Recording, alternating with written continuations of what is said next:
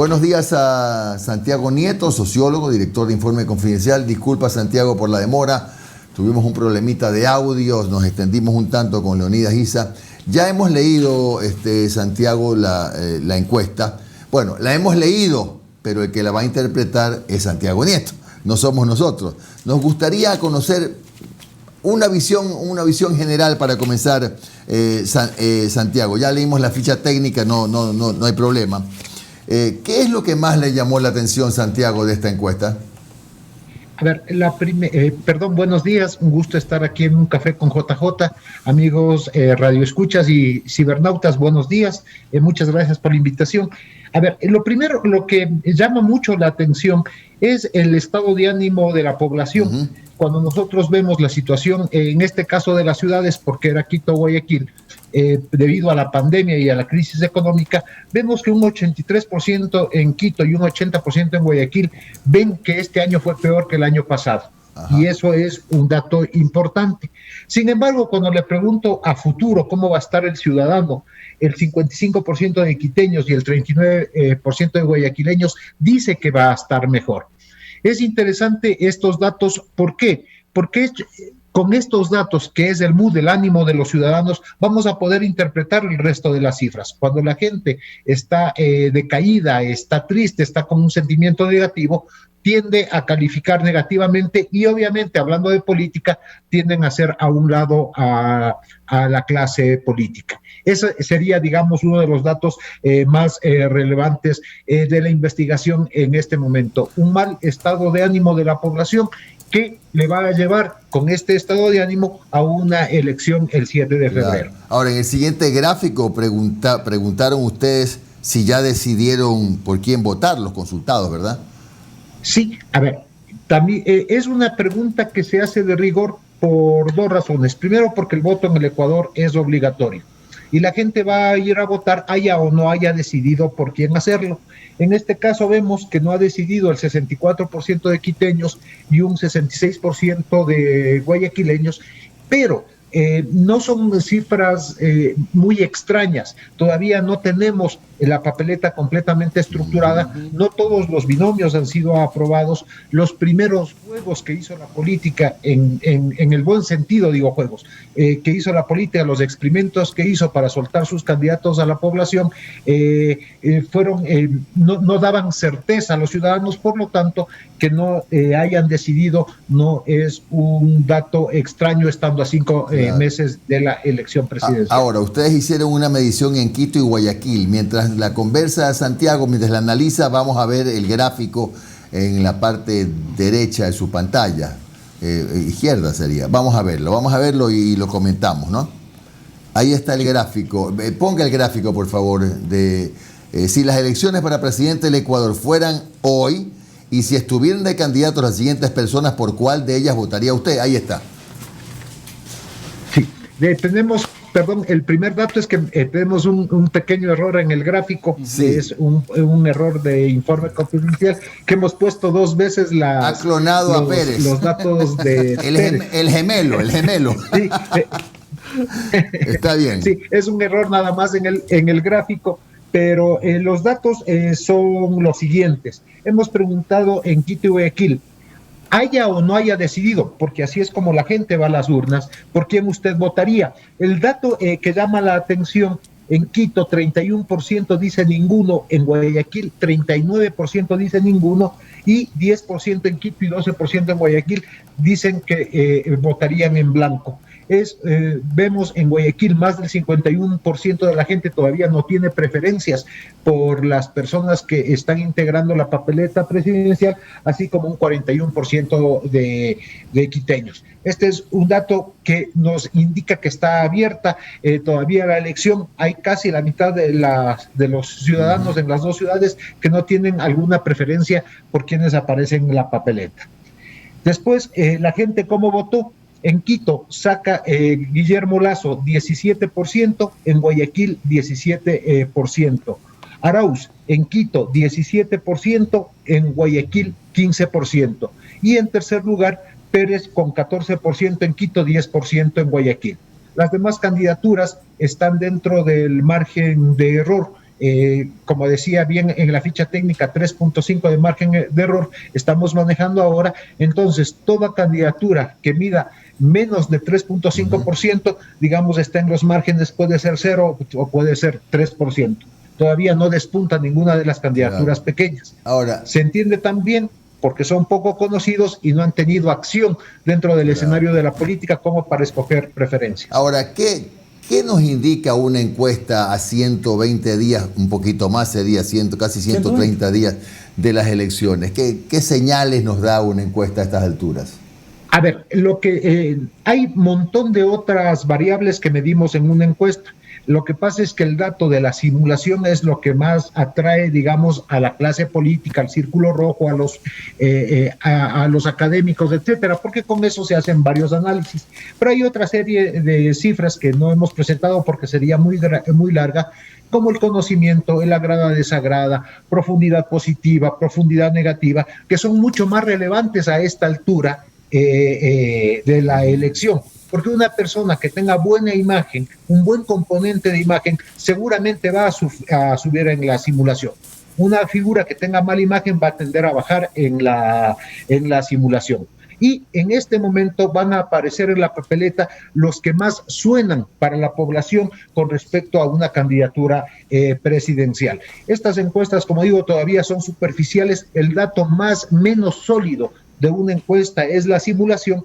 ¿Por qué? Porque toda la clase política, todos los candidatos van a tratar de cambiar esta foto de la realidad, van a querer cambiarla con su discurso, con acciones, con lo que es la campaña electoral. Entonces son cifras que uno va viendo la evolución para ver quién toma más fuerza, quién disminuye en su fuerza y podernos plantear un escenario, digamos, para poder ver cómo va a terminar el día de las elecciones. Santiago, muy buenos días. Le saludo a Omar Jaén. ¿Cómo ha estado?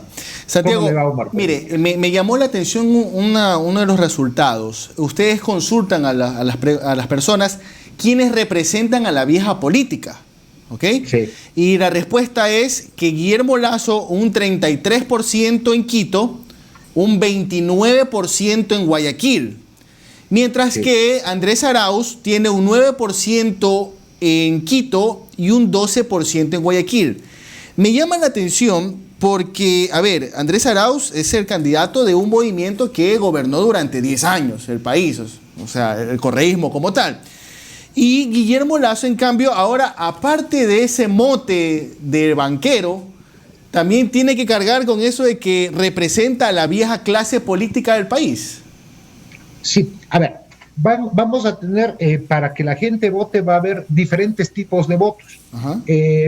Pueden haber votos, como habíamos dicho, votos más razonables, más del cerebro, por decirlo así. Entonces, supongamos que una persona lee todos los planes de gobierno sin saber los nombres y escoge el mejor plan. Eso sería lo más racional que hay, porque estarían pensando. Pero eso sucede muy poco.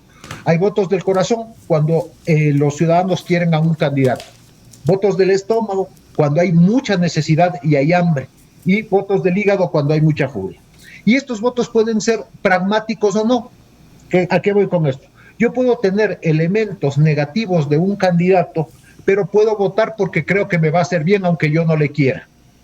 Puedo pensar que yo quiero a un candidato, pero no me soluciona, pero es buena persona.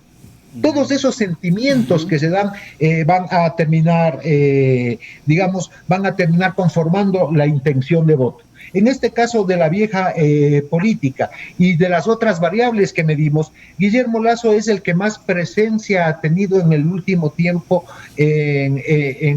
como candidato. Tiene 10 años de candidatura prácticamente. Exactamente, por lo tanto va a estar más en la cabeza de la gente como un candidato presidencial, mientras que los otros no. Hablando de Arauz perdió fuerza cuando salió de su binomio el expresidente Rafael Correa. No olvidemos la fuerza que impregnó Rafael Correa a este movimiento, que además le hacía ver como que podía solucionar los problemas de la gente. Con la salida del expresidente Rafael Correa de la papeleta de Centro Democrático, tiene una primera caída, porque pierde volumen, por decirlo de alguna manera, el binomio, pero hay que esperar cómo se reorganizan las fuerzas. Claro. Es el primer momento que estamos midiendo esto y entonces tenemos esas diferencias. Y con respecto a la vieja política, es obvio que si la candidatura de Guillermo Lasso está en alianza con uno de los partidos tradicionales del Ecuador, digamos, cargue con ese tipo de mochila.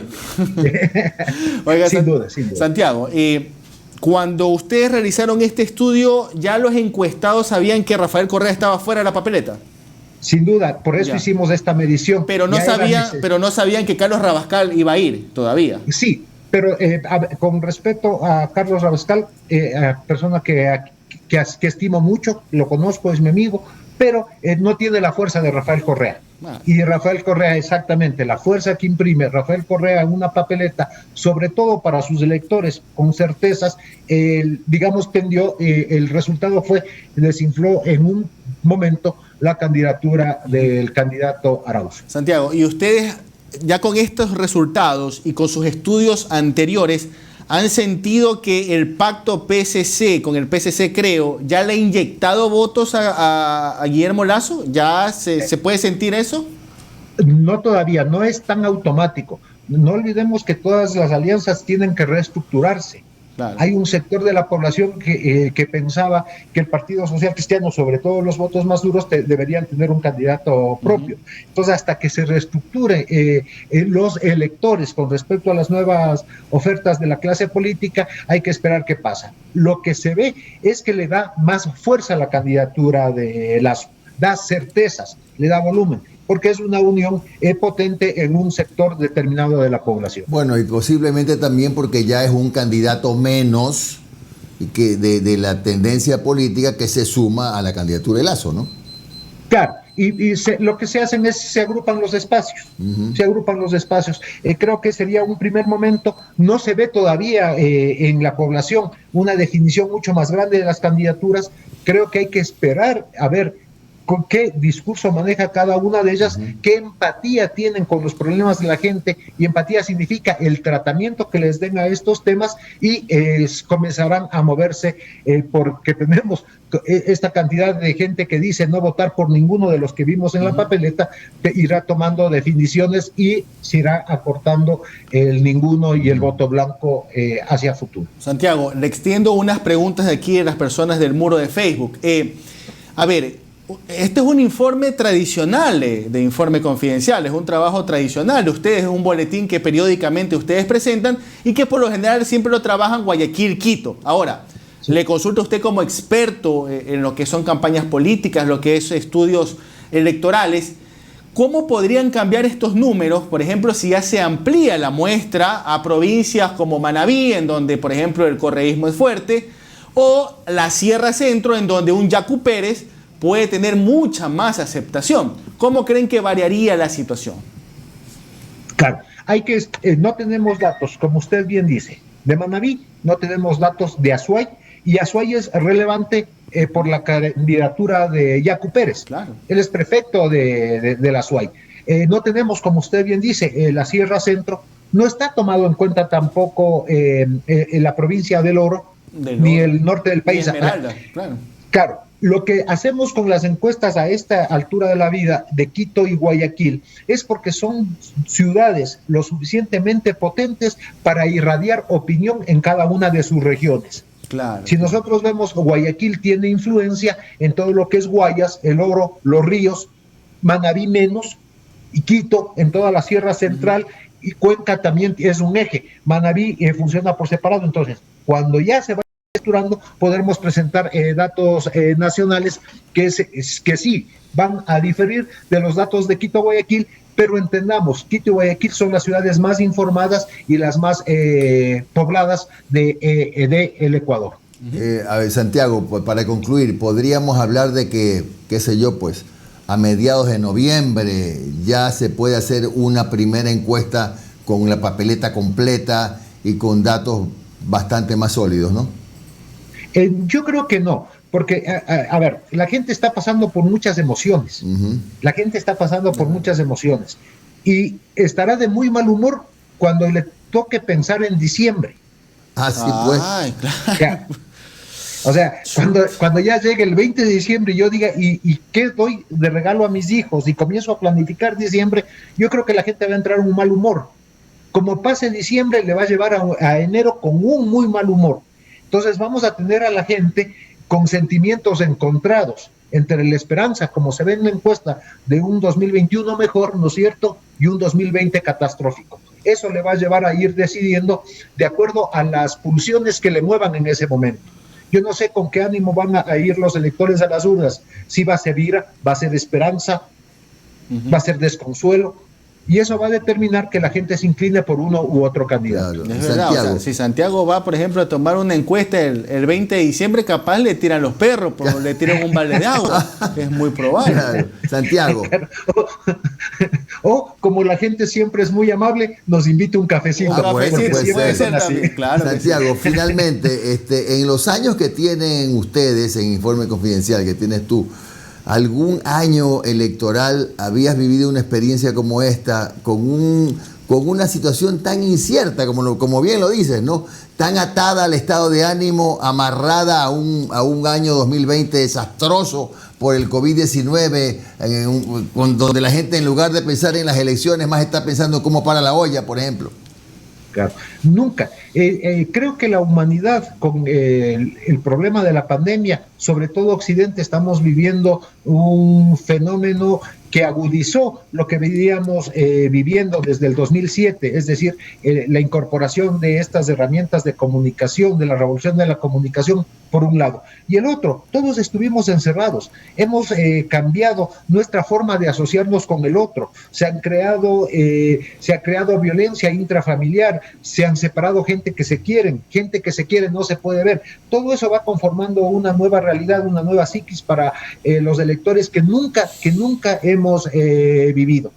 Creo que incluso los problemas psicológicos del encierro, creo que todavía no hemos podido medir en su verdadera dimensión y no sabemos qué tanto alteró al conjunto de la población todavía esto. No hemos vivido un escenario de esta naturaleza creo yo, en la historia de la humanidad. Así es. Muchas gracias a Santiago Pérez, Informe Confidencial. Santiago Nieto. Santiago Pérez. Nieto. El Pichi Pérez es colega. Santiago Pérez es de Clima Social. Disculpa. No fue intencional. Eso está acá, ¿eh? Los Santiagos me confundieron. Neuromarketing. Santiago Nieto, el director de Informe Confidencial, que ha tenido la gentileza de compartir con nosotros su encuesta. Un gran día, Santiago. Hasta luego. Muchas gracias a todos por su paciencia. Buenos días. Bueno.